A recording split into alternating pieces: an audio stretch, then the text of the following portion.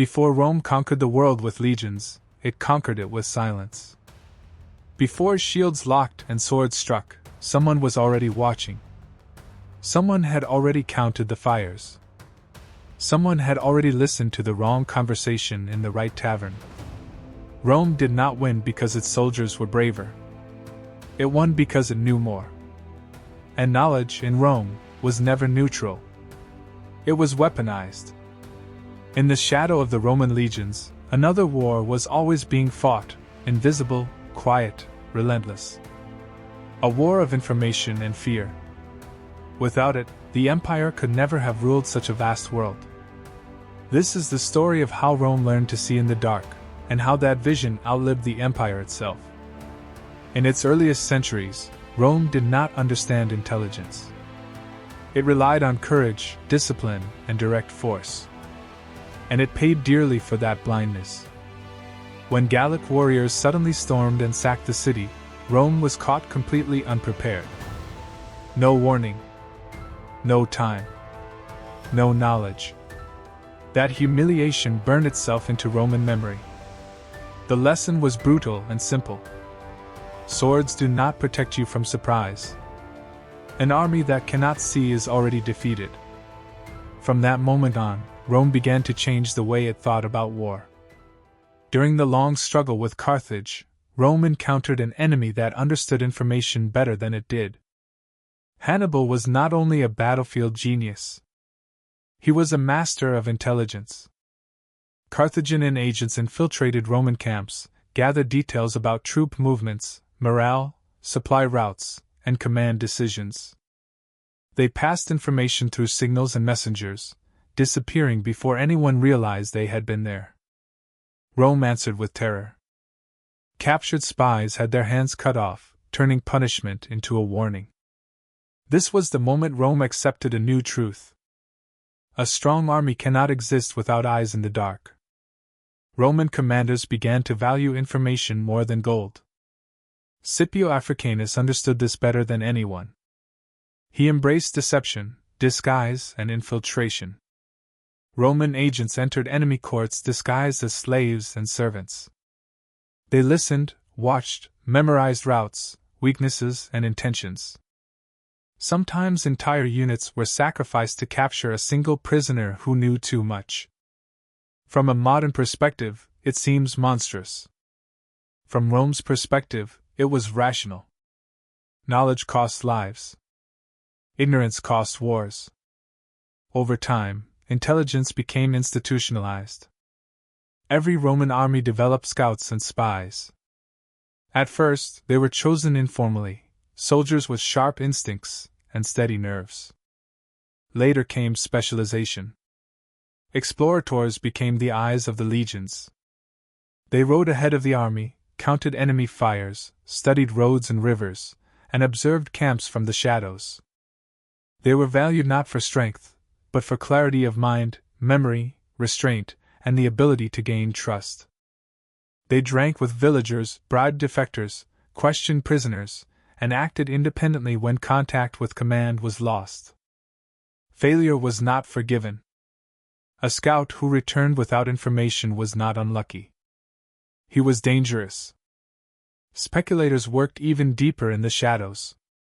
By night, they slipped behind enemy lines. By day, they blended in as merchants, shepherds, or travelers. Some were selected for darker roles. They became personal agents of the emperor. They carried secret orders, watched generals, reported on senators, and sometimes killed quietly. Intelligence ceased to be merely a military tool. It became a pillar of power. Even in times of peace, Rome was never unwatched.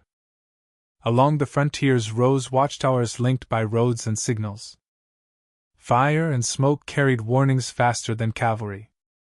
Deep inside the empire, Augustus created a state postal system that allowed messages to cross provinces in days.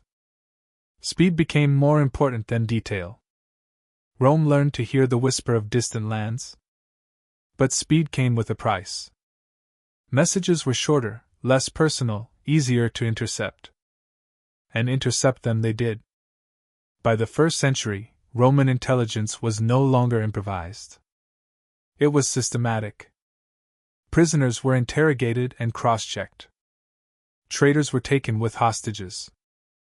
Information was verified through multiple sources. Commanders wrote manuals on handling spies, warning against trusting a single report. Suspicion became a virtue. This mindset defined Roman intelligence: cold, methodical, deeply paranoid. Rome understood something timeless. Knowledge is power, and ignorance is death.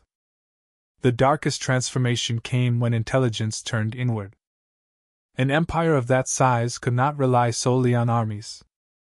It needed control. That control came through the frumentarii.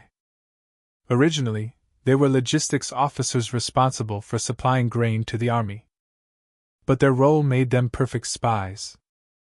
They traveled constantly, knew roads, languages, and customs. Under the cover of taxation and supply management, they listened, watched, and reported. Rumors of rebellion. Discontent among soldiers. Dangerous conversations in taverns. Nothing was too small. Eventually, the frumentarii became a formal secret service answering directly to the emperor. Their headquarters stood hidden behind high walls in Rome. They intercepted letters, collected denunciations, and eliminated enemies quietly.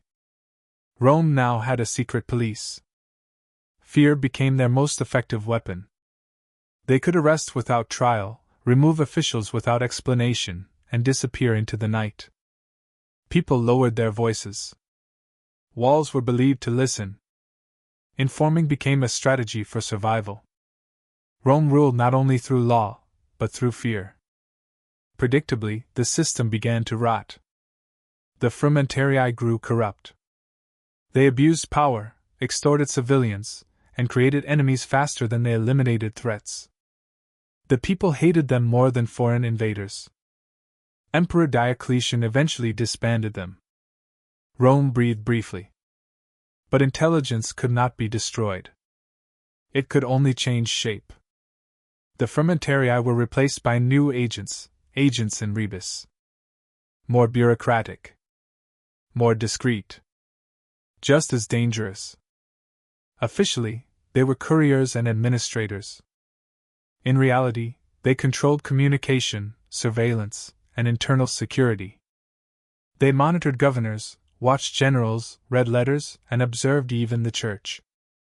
Intelligence became an administrative machine. When the Western Roman Empire collapsed, the system did not die. It moved east. Byzantium inherited Rome's shadow and refined it into an art.